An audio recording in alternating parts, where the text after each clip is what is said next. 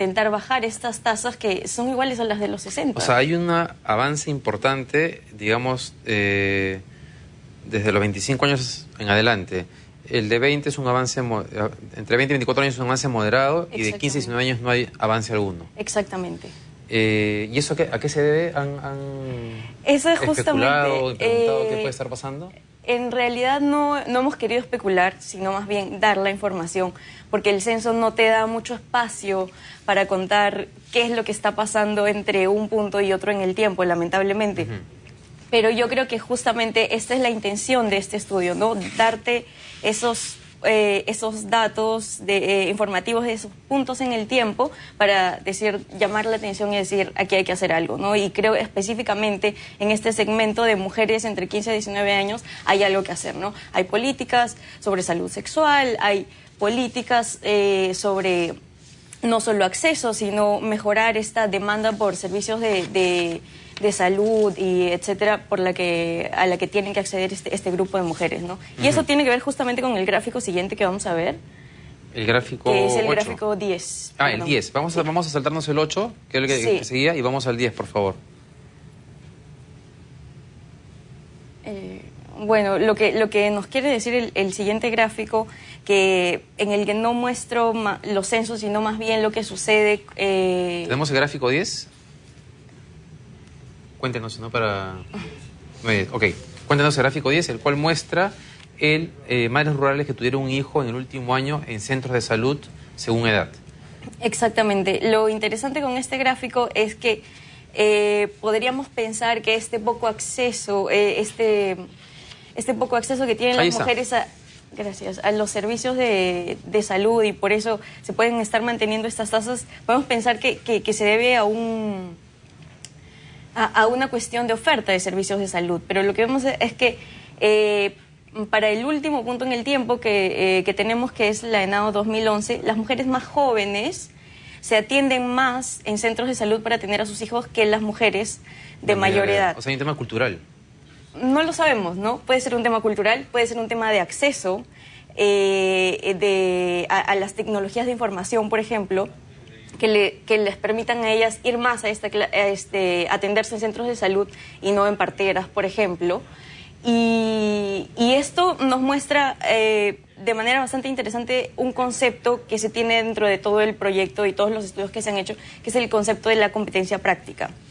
Y este concepto lo que nos quiere mostrar es que este grupo de mujeres son diferentes, y son diferentes en términos de que ellas poseen esta competencia práctica que no poseen las generaciones anteriores, exactamente, las madres y abuelas, y por eso mismo es que ellas están yendo más a los centros de salud que las que son más de mayor edad, ¿no? Vamos a ir al siguiente cuadro del gráfico 11, que tiene que ver con la asistencia a centros educativos. Sí, si dejamos de un lado la fecundidad, vamos más bien a ver lo que pasa con la educación. Es que tanto para las mujeres jóvenes rurales como urbanas hay un aumento bastante significativo de la asistencia a centros educativos, ¿no?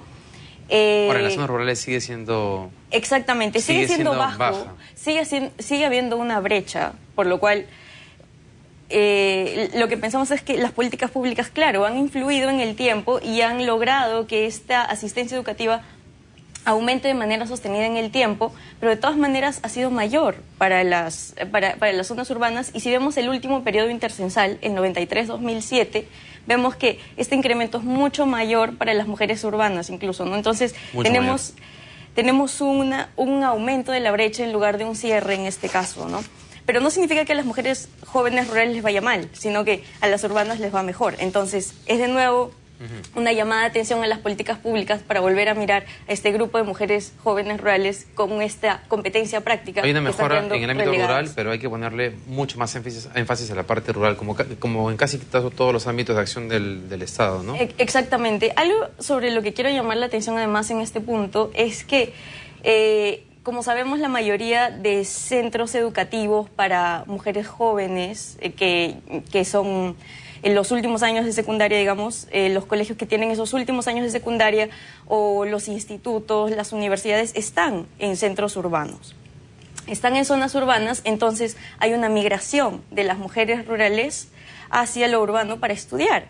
Pero estas mujeres están regresando a lo rural con un mayor nivel educativo, ¿no? Y eso es lo interesante, que están yéndose a lo urbano para estudiar, pero están regresando. Entonces, nos interesa también saber, ojalá para un nuevo estudio, qué es lo que está pasando ahí, ¿no? ¿Por qué están regresando si en teoría lo urbano es lo bueno y por eso están yendo para allá, ¿no? No debe ser tan bueno.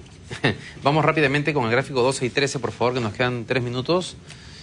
Acá es interesante porque lo que vemos es que en la parte rural hay un cierre de la brecha que es leve, de género, o sea, hay hombres y mujeres asistiendo casi, digamos, por igual a los centros educativos. Exactamente. Esto en realidad, a diferencia de lo que me preguntabas cuando veíamos el video, es que hay un cierre un poco de la brecha del nivel educativo alcanzado entre hombres y mujeres en zonas rurales. Pero lo que sucede es que las mujeres están como un poco relegadas, ¿no?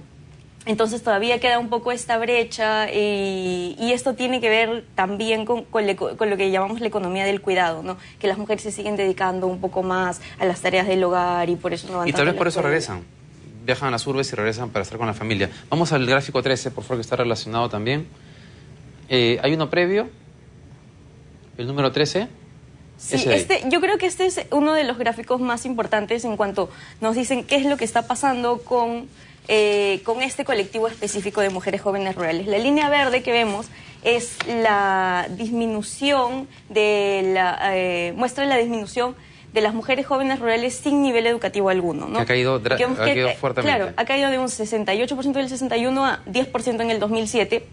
Y más bien el porcentaje de mujeres que tienen secundaria completa o más pasa de menos de 1% en los 60 a más del 25% en el 2007, ¿no? Entonces, como vemos, este cambio justamente en este último periodo intercensal, y eso nos muestra que son justamente las mujeres de esta época, las actuales, en las que se tiene que enfocar la política pública, porque, de nuevo, son estas las que tienen esta competencia práctica, que la podemos llamar estas ganas de cambiar un poco, las que asisten más a la escuela, las que tienen más de estas herramientas para poder salir adelante. Y que están más abiertas tal vez a las nuevas ideas, información, exactamente, cambios. Exactamente, y son las que tienen este potencial, digamos, de sacar adelante a estas familias rurales a las que pertenecen, ¿no? Nos quedan 2 minutos.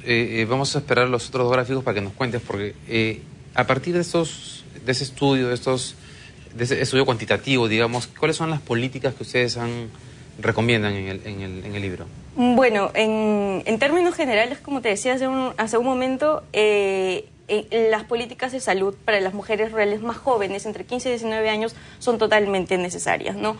Hay cuestiones de educación sexual que se tienen que tocar.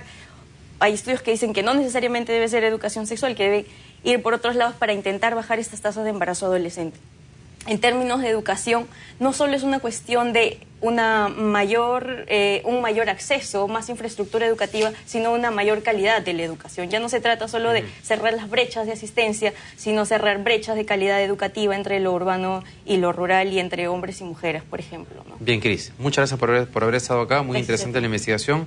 Espero que sigan avanzando para conocer un poquito más de lo que pasa en el ámbito rural. Okay, que te vaya gracias. Bien. Eso fue todo por hoy. Conmigo será hasta el martes. Mañana está con ustedes Luis Alexis Sánchez en la conducción de Punto Económico. Que les vaya bien.